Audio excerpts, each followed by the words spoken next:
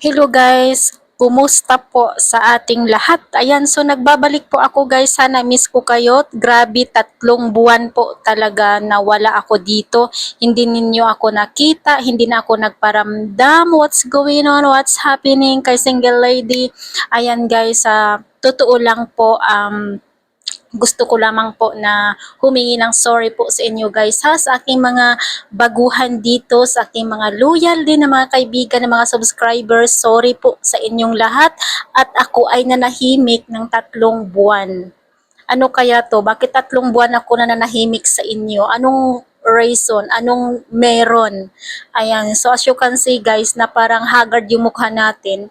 Haggard, grabe. So, may nagsabi nga pala sa akin, na sabi niya sa akin na ituloy mo yung channel mo. Yun talaga yung encouragement niya sa akin. Ituloy mo lang kasi ganun talaga.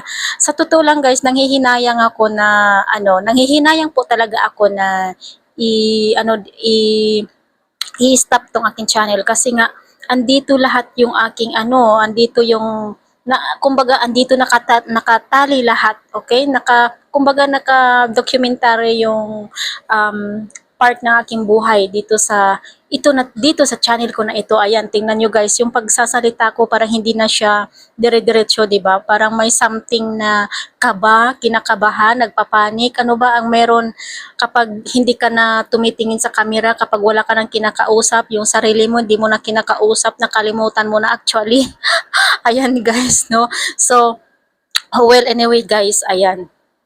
Ang sasabihin ko lang dito talaga guys, sorry po sa inyong lahat. May mga nag-comment sa aking mga previous vlogs. Ayan, sa mga nakakilala sa akin. Ayan, so maraming salamat din po ha sa mga nag-comment sa akin na nasaan ka na.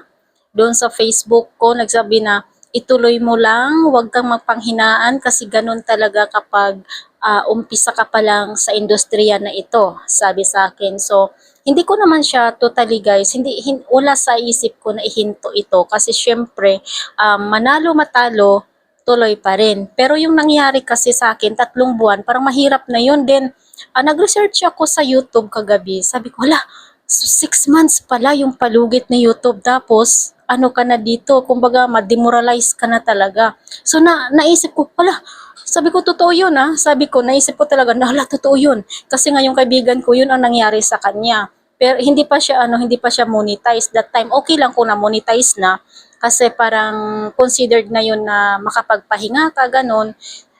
Ang sa akin kasi guys, hindi pa tayo monetize. Tapos yung ko, doon ako nang hihinayang talaga guys kasi nung time na nag-stop ako, yung watch hour ko nung time na yon is more than 1,000 watch hour, yung ating watch hour before. So ngayon, chinek ko siya, wala na guys.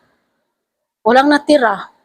So back to zero ako. So meaning, naisip ko tuloy, tama yung sinabi ng kaibigan ko na back to zero talaga ako. Zero, zero, walang nangyari. O walang natira kahit, oh my God, sabi ko, oh, ganito pala. Akala ko hindi siya hindi siya mawala. Then, okay lang kasi hindi naman ako guys, hindi naman ako yung nakipagkompetensya sa iba, yung nagmamadali na ma-monetize. Ang sa akin dito ay unti-unti ko siyang ay i-upload ko ano yung haganap sa buhay ko. Pero yung 3 buwan kasi guys, parang naisip ko talaga na na siya, kumbaga nakaka-alerto na siya yung 3 buwan na hindi ka na nakapag-upload. 'Di ba? Nakaka-alerto na talaga siya. So tama yung sinabi ng kaibigan ko na kailangan mo talagang mag-upload kahit once a week lang para hindi mawala yung watch hour mo. So hindi ko siya pinakinggan, which is talaga matigas yung ko, pinanindigan ko yung sarili ko na i-stop ko muna kasi okay lang naman, walang mangyari, 'di ba? So ang nangyari, bumaba yung wala na lahat guys, wala nang natira na yung mga nanonood ng vlogs ko, wala nang natira. Dati-dati mayroong sa USA, sa Canada, umabot na sa Canada, sa sa first world, kumbaga guys, andoon na yung mga videos ko dati, pero ngayon wala na guys, nawala na. Sabi ko, hala, ganito pala. Sabi ko, hala, ganito pala. Mawala talaga lahat. As in, back to zero, zero ako. My God, sabi ko, sayang yung effort ko dati. Kasi nag-effort talaga ako na okay, ando na yung time na nakipag-sub to sub ako. Ando na yung sumasali ako sa mga live nila. Ando na ako lahat. Sabi ko, hala, nawala yung lahat sa akin. So, sabi ko, la, dito pwede. Sabi ko, doon na ako guys. Kung saan na nawala na lahat sa akin, doon na, dito na ako. Yung pagmumukha ko nakita niyo na ulit. Sabi ko lang, ganito pala. Sabi ko, hindi siya biro kasi chinek ko yung sa analytic ko, sa dashboard ko, talagang wala na guys, walang natira kahit isa. Opo, walang natira. Sabi ko, gulat na gulat ako kasi nga busy ako sa trabaho ko, busy din po ako sa aking pag-aaral guys kasi nag-aaral po ako ng, pag-usapan natin yan guys ha, nag-aaral ako ng Arabic. Okay, so nag-aaral ako ng Arabic tapos ano ako isang dalawang oras, isang oras ganon. Depende po 'yan sa klase ko at depende po 'yan sa ano ko, depende rin po 'yan sa araw na aking pasok. So parang nawala yung ano ko dito, nawala talaga guys yung intention ko na dito. Nawala na naiwan ko na talaga guys itong aking channel guys, sa totoo lang. Kasi sa totoo lang guys, ayaw ko 'to na mawala kasi andito lahat nakatali lahat yung ano ko, yung aking mga ups and downs sa buhay. Andito kumbaga documentary sa buhay ko 'to talaga guys na hindi ko siya pwedeng ilihim kasi nga po documentary sa buhay mo, huwag kang maglihim. 'Di ba? Huwag kang mag what is called this? Huwag kang mag sinungaling kasi yan ang documentary sa buhay mo. Mahirap naman guys, 'di ba, na ipiki natin yung documentary sa buhay natin. Ayan. So, yung gawin ko lang dito siguro guys ay ang kalahati documentary sa buhay ko and ang kalahati naman po ay about sa tips ng mga OFW siguro guys, yung aking pwedeng niche dito guys kasi yan po ang aking ayon sa akin na research kagabi, kailangan na may niche po tayo. Okay, so hindi naman po ako marunong sa ganito sa pagtuturo guys. Yes, okay po ako diyan sa pagtuturo guys, walang problema po yan, pero dalawa lang po yung pwede ko dito na i-share. Okay guys, yung documentary sa buhay ko, yung story ng buhay ko, kung paano ako napunta dito, ano yung araw-araw nangyayari sa akin. Ayan, so saan ba ako nanggaling, yung mga ganyan na mga story sa buhay guys. Ayan, so yun namang sa niche ko na isa, about sa tips ng mga OFWs, kung ano yung mga karapatan nila. Yan po guys yung gusto ko na i-share dito. Sana po ay hindi po wag ninyong i-skip yung ating mga videos guys ha, at wag naman po ninyong kalimutan na i-subscribe, i-like guys, at saka syempre naman po i-share naman po ninyo para man po ay makita sa ating mga kababayan, mga OFWs kung saan po sila sa panig na mundo, sa mundo na ito. Ayan, so back to topic tayo guys about sa aking paghihinto. Ayan, so malaki po talaga guys ang naidulot niya. Hindi po talaga maganda kapag ihinto mo yung channel mo kasi ando na yung nag-regret ka na. Nag-regret na talaga ako guys kagabi. Chinek ko lang kagabi for almost 3 months. Kagabi ko lang po siya na i-check talaga. Sabi ko, ano na ito? Anong gawin ko dito? Wala na, back to zero ako. Zero zero, walang nangyari. Okay, so hindi naman po natin yan pwede na bilhan ng kasi nga ma-detect din yan ni YouTube at baka yan ang dahilan na di tayo ma-monetize, 'di ba? So wag nating ipiki, 'di ba? So yan lang ang gusto kong sabihin sa inyo guys na kapag may channel na pala tayo, dire-diretso na kahit once a week na lang. Tama po ba? Then yung ating pagsasalita dapat maganda din. Ako nga dito guys, pagsalita ko dito kasi galing ako sa baba, katatapos ko lang po sa baba, naisip ko talaga, sige muna ako, mag-sorry muna ako sa aking mga subscribers, sa aking mga viewers. Ayan, so gusto ko mag-sorry sa inyo talaga na nawala ako ng 3 buwan kung saan ako napadpad sa mundong ito. Na-busy din ako sa page ko. Ayan, so yung page ko, yung pinag-aabalahan ko, yung aking pag-aaral sa language, na abalang-abala po ako din yung mga problema natin sa Pilipinas. Abalang-abala talaga ako guys. Wala akong time dito na magpakita sa inyo. Yung pagva-vlog kasi kahit 15 minutes lang or 20 minutes okay na yon. Okay? So, kumbaga ako dito guys nawala na na ako dito. Kumbaga nawala na sa list ko itong aking channel. So although hindi talaga ito yung gusto ko na mangyari kasi nga from Manila pa ako guys na nagtatrabaho. Ayan, so nakikita ninyo sa mga vlogs ko na documentary vlogs ko guys na sinasabi ko doon sa mga vlogs ko na um, continue lang po yung aking pag-vlog kahit once a week or dalawang beses isang linggo, yun po ang gusto kong mangyari. Pero yung 3 buwan guys, talagang wala na. Talagang nakalimutan ko na kayo. Pasensya po talaga guys. Sa single lady talaga na kung ano-anong ginagawa sa buhay. Napaka busy. Iwan ko kung anong pinagbibisihan. Joke lang.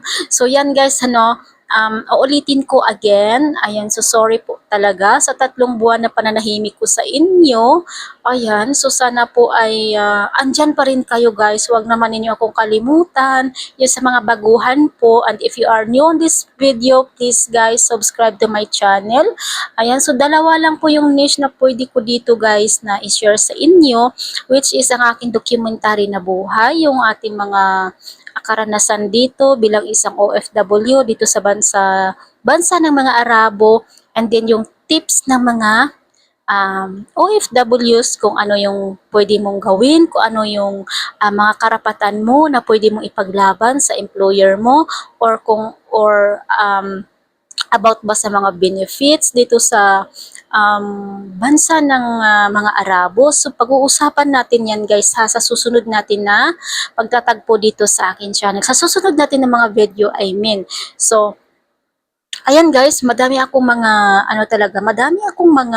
videos, pero ang problema talaga yung sa pag-edit po talaga guys, kasi nga po sa pag-edit kailangan mong bigyan din siya ng buhay, bigyan mo siya ng bigyan mo siya ng mga effect, yung ganun, para naman maengganyo kayo ng mga viewers, yung mga baguhan, 'di ba? So yan po ang importante, hindi naman tayo celebrities na pag nag-upload ka ng video, so ayan na, millions na or 100,000 na or libo-libo na yung mga viewers mo, yung followers mo or yung subscribers mo. So hindi naman ako celebrities guys. Ako lang ay isang ordinaryo lang po talaga na hindi pa talaga kilala.